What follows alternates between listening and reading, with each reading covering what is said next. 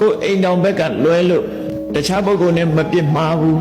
အမျိုးသားပဲဖြစ်စေအမျိုးသမီးပဲဖြစ်စေကိုအိမ်တော်ဘက်ကလွဲလို့တခြားပုဂ္ဂိုလ်နဲ့မပြစ်မှားတဲ့အနေအထားမျိုးကိုမြင့်မြတ်တဲ့နေထိုင်မှုလို့ခေါ်တယ်အဲ့ဒီမြင့်မြတ်တဲ့နေထိုင်မှုရရှိဖို့အကြောင်းကတော့ဘာလို့ဆိုအိန္ဒြိယတံဝရောကိုယ့်ရဲ့မျက်စိနာနာလျှာကာယမနဆိုတာကိုထိန်းချုပ်ဖို့လိုအပ်တယ်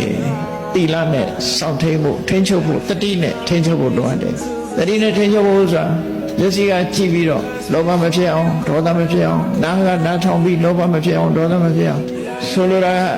မဆိုင်တဲ့လူနဲ့သွားညှိသွားတတ်တယ်မညှိအောင်နေလို့ဆိုလိုတယ်နော်အဲ့လိုတတိနဲ့ကိုယ်စိတ်ကိုအိန္ဒြေကိုထိန်းခိုင်းတယ်ဆိုတာမျက်စိနဲ့မြင်တဲ့အဆင့်အာယုံပေါ်မှာတတ်မဲ့တာတွေမဖြစ်အောင်မုန်းတိတာမဖြစ်အောင်အပန်းပေါ်မှာမုန်းတိတာတတ်မဲ့တာမဖြစ်အောင်အနံ့ပေါ်မှာအရသာပေါ်မှာအထီးတွေးပေါ်မှာစိတ်ကူးကြံစည်မှုတွေပေါ်မှာကိုယ်စိတ်ထဲမှာတွေ့တာမှုတွေမုန်းတိမှုတွေမဖြစ်အောင်ထိန်းသိမ်းဆောင်ရှောက်ရမယ်တဲ့ဒါမှကိုယ့်ရဲ့ဓမ္မစရိယဆိုတဲ့မြင့်မြတ်တဲ့အနေအထားတစ်ခုဟာခိုင်မာမှာဖြစ်တယ်လို့မြတ်စွာဘုရားဟောယဟန်နေဆိုလည်းထို့တူပဲဆုံးမတယ်မြတ်စွာဘုရားအိန္ဒြိယတံဝရဆိုတာလောဘဒေါသမဖြစ်အောင်တတိနဲ့ထိမ့်ဖို့လို့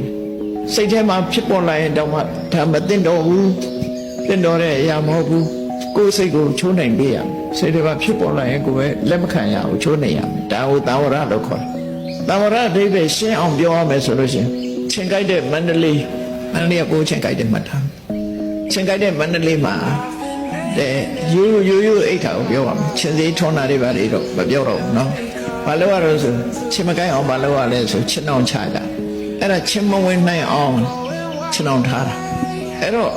ကိုချင်းမကိုင်းအောင်ဘာလို့မလို့ချင်းထောင်နဲ့အိတ်မယ်ချင်းထောင်ပြီးတော့ချင်းအောင်နဲ့အိတ်တယ်ချင်းအောင်နဲ့ဝင်အိတ်တယ်အဲ့ဒါဟာပိတ်ဆို့ခြင်းတစ်ခုပဲချင်းမလာအောင်ပိတ်ဆို့ခြင်းဟာချင်းတောင်နဲ့အိတ်ချင်းပဲဖြစ်တယ်ကဲအဲ့ဒီထဲမှာချင်းဆိုတဲ့ကောင်ကအပေါက်ရှာပြီးတော့ဝင်လာတယ်ဝင်လာလို့ရှင်ချင်းတောင်နဲ့ကချင်းကိုထုတ်ဆောင်အောင်အဲ့ဒါလိုပဲလူတွေရဲ့စိတ်ထဲမှာမကောင်းတဲ့စိတ်ကလေးမဝင်ရအောင်ကြိုတင်ပြီးတော့ပိတ်ဆို့နော်ချင်းတောင်ထောင်းတယ်လို့ပဲမကောင်းတဲ့စိတ်မဝင်အောင်ကြိုတင်ပြီးတော့ပိတ်ဆို့တယ်တံဝရလို့ခေါ်မတော်တဆဖြစ်လာပြီဆိုလို့ရှင်တွန်းထုတ်ဖယ်ရှားပြအဲ့ဒီတွန်းထုတ်ဖယ်ကိုချင်းတောင်နဲ့ချင်းဝင်လာလို့ရှင်မောင်းထုတ်အောင်အဲ့ဒါလိုမကောင်းတဲ့ဘက်မှာစောင့်စည်းမှုနဲ့ဖယ်ရှားမှုလုပ်ကိုလုပ်ရတယ်ဒါကိုအိန္ဒြိယတံဝရလို့ခေါ်တယ်နော်အလွယ်ဆုံးကတော့အဲ့ဒါပဲချင်းမဝင်အောင်ပိတ်ဆို့မယ်ဝင်လာရင်ဖယ်ရှားမယ်အဲ့ဒီအဓိပ္ပာယ်ကိုဆိုလို့ကိုယ်စိတ်ထဲမှာလည်းလောဘဒေါသမဝင်အောင်ကျွတ်တင်ပြီးတော့ပိတ်ဆို့မယ်ဝင်လာရင်တွန်းထုတ်ဖယ်ရှားမယ်ဒီအလုပ်ဟာအိန္ဒြိယတံဝရ